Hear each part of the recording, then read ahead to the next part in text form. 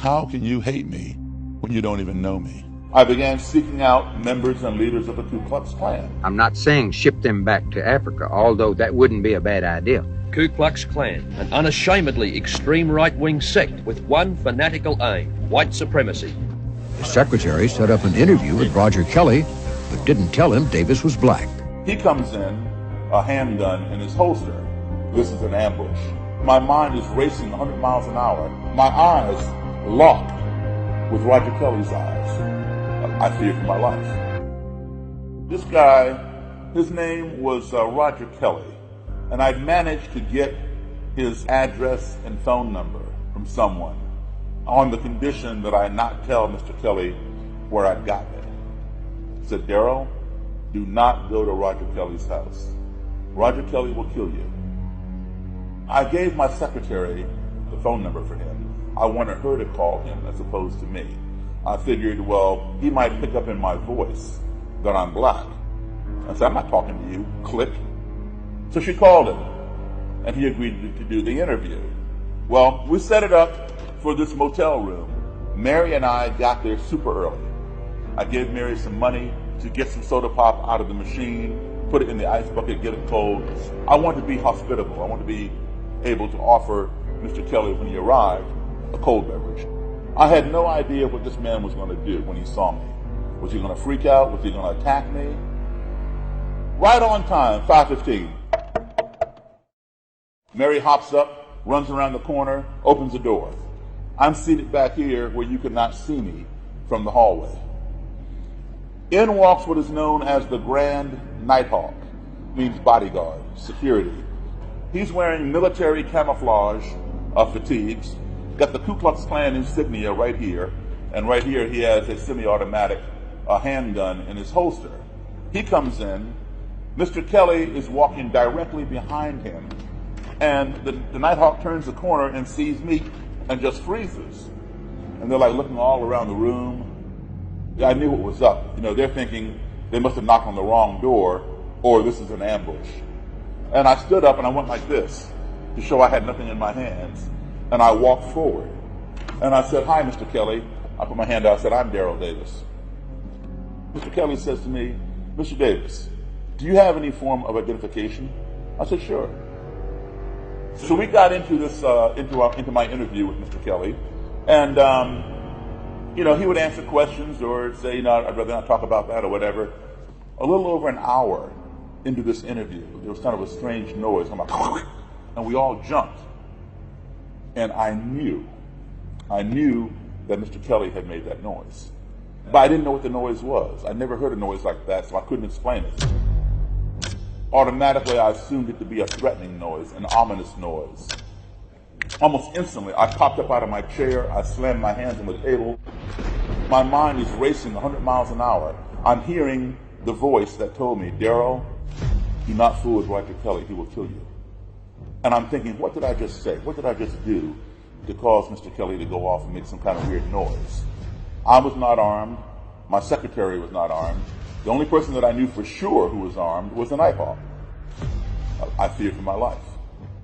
My eyes locked with Roger Kelly's eyes. I didn't say a word. I didn't have to, because my eyes were speaking loud and clear. In fact, my eyes were shouting so loud at him he could hear my eyes. My eyes were saying to him, what did you just do? But guess what? His eyes were saying to me, what did you just do? Right? Well, Mary, she's sitting on top of the dresser. She realized what happened.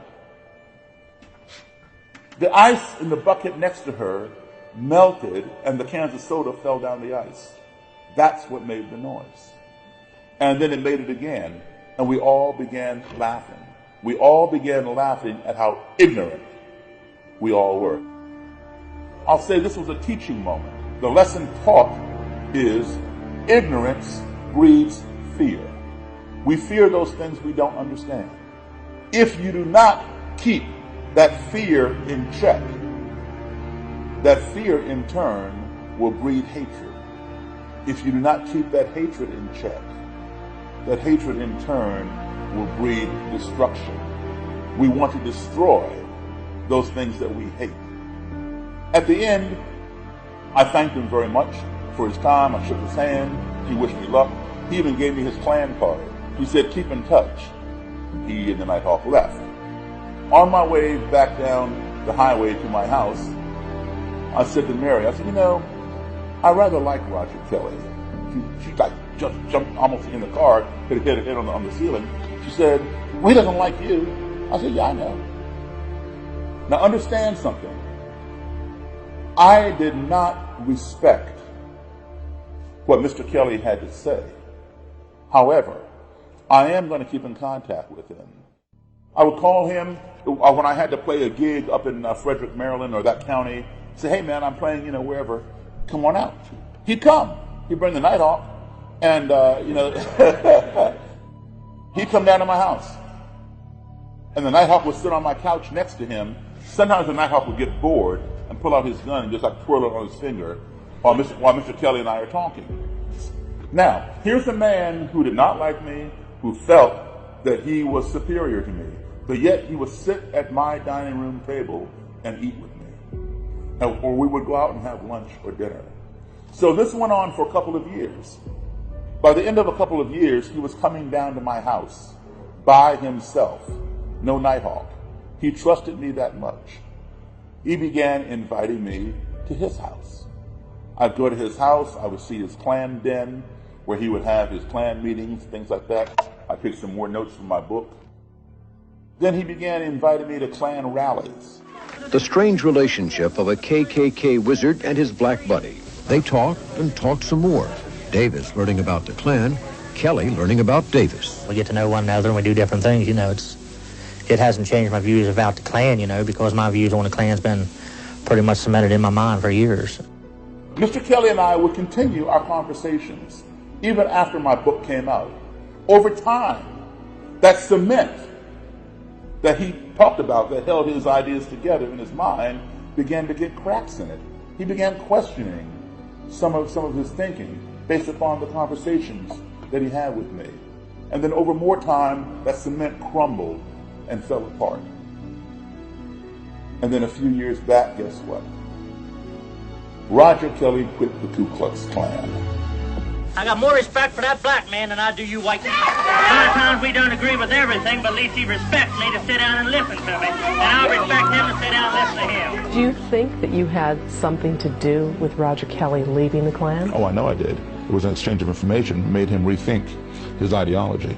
And when Roger Kelly quit the Klan, he gave me his robe and hood. He and I became the best of friends.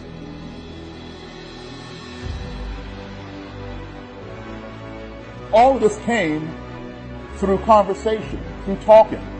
When I first began interviewing Klan members, they felt I was inferior. I had nothing to offer in terms of my opinion. But then over time, as the relationship develops, slowly but surely they began asking me questions. That was the first clue that the tide was turning. Oh, all of a sudden, my opinion matters. Let's see where this is going. As a result, active Klan members have renounced that ideology. And in doing so, they turn over their badge of honor, their uniforms, their swastika flags. So thank you.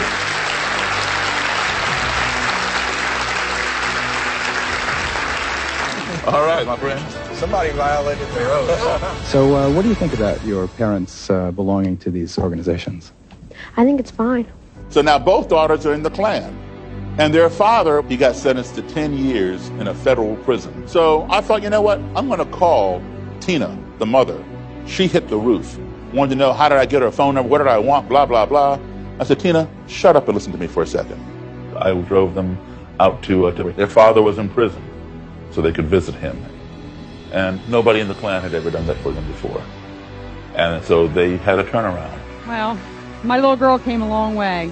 No thanks to her father and I. We really did our best to destroy our kids. And I do believe God does work through people, other human beings, and he most certainly uses Daryl Davis as an instrument, because that man has touched a lot of lives. How many members of the KKK have you stopped being members? Directly, between 40 and 60 people.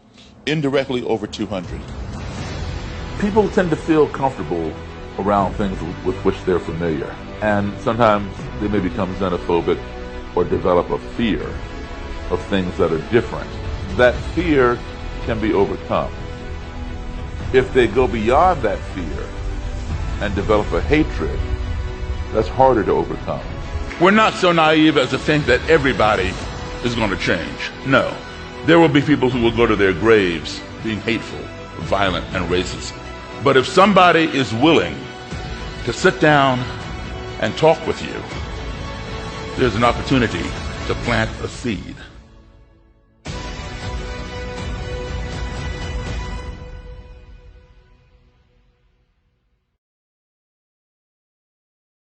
Said yesterday. What I have seen in my constituency is that we have areas of our community and sections of our community that are just not taking the pandemic serious. So it is the Muslim community?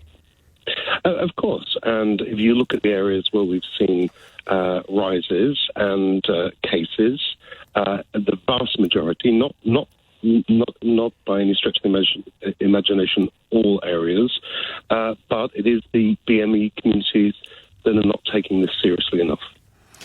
So what Craig Whitaker said there, Andy, was that the vast majority of those breaking the rules in his constituency of Calderdale Calder Valley, were black and minority ethnic people. How do we feel about that? I find it quite staggering, David, to hear a member of Parliament